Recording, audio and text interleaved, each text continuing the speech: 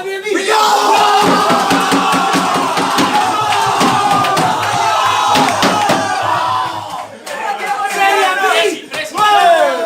La squadra vuole il triplo e la vittoria dello Scipolo.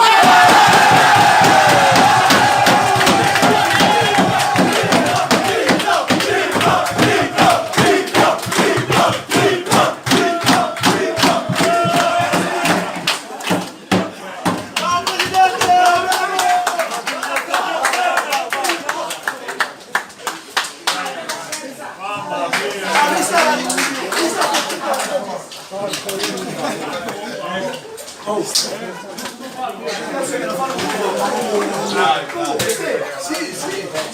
Vediamo Ciano.